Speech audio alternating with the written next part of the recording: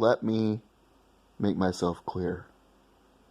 I am a big fan of the topic of motivation.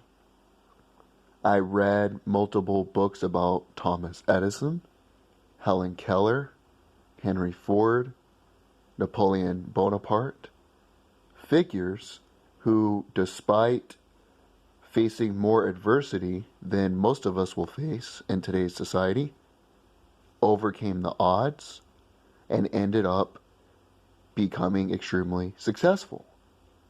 I also like listening to individuals who used to be boxers, athletes, who have started multi-billion-dollar businesses, Bill Gates, Warren Buffett, individuals who have success, laying down principles about how to be successful.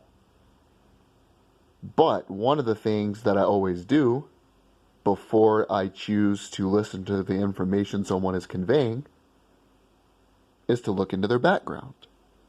What did they do that led them to success that I should follow? If somebody just wants to be a motivational speaker, God bless them, go for it. But if you're not willing to take your own advice, that's like an obese person trying to tell me how to get into shape. A person who is broke financially trying to tell me what stocks or bonds to invest in. If you're not willing to take your own advice, then why should I? If your advice really works, then why aren't you yourself taking it? That's why I'm always very incredulous when I listen to these motivational speakers. I don't even have to like them personally. I disagree with President Obama's policies on many things, but at least he became president. At least he was a senator. I'm not a big fan of Bill Gates, but he started Microsoft. Listening to them is a lot different than listening to someone like Tony Robbins.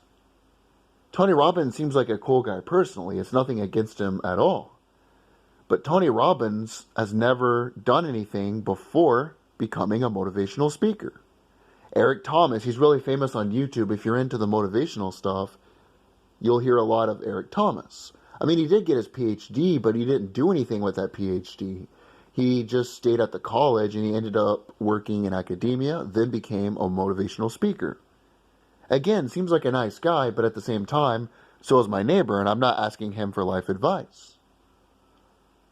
What galvanized me into making this video is that I am following some groups on Facebook.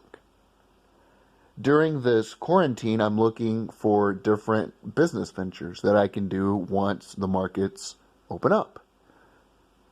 There was a guy that I was communicating with back and forth.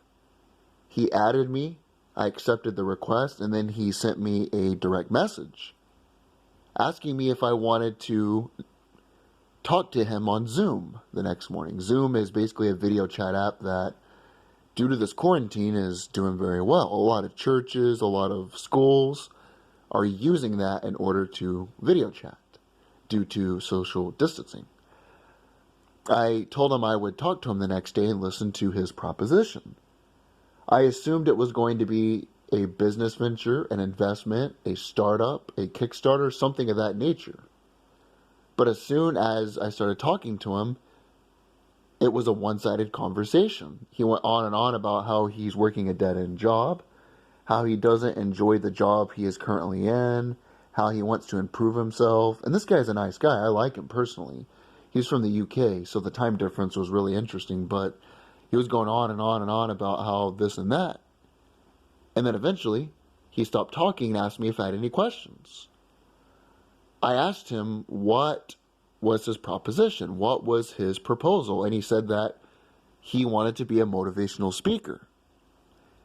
I asked him, I followed up with the question, what is your background? Basically saying, what have you accomplished in business and sports and politics and your personal life that you think would give you the experience to motivate others, basically. But I asked him, what is your background? And he said he has a dead-end job and went over his story again. I politely told him that I was not interested in his proposal. I was nice about it. But that's really interesting that instead of starting a business, instead of doing something that would stipulate he is successful, he just wants to be a motivational speaker. And again, it's not personal against these people. But if I'm going to take the time to listen to you talk about motivation, risking it all, laying it on the line, you have better done that yourself.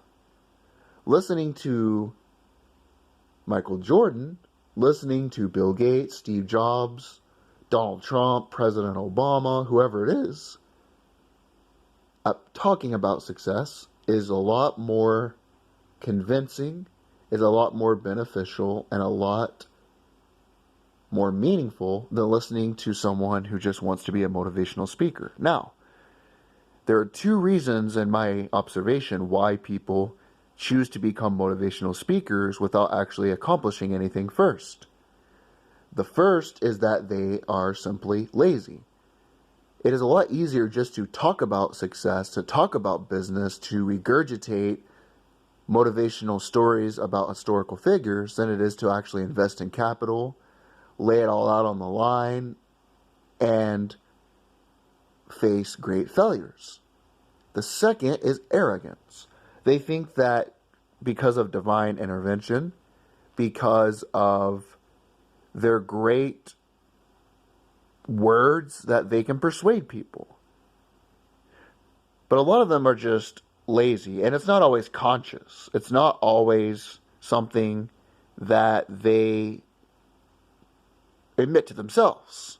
Because the easiest person to lie to is yourself. But what they do is they say, I want to help people.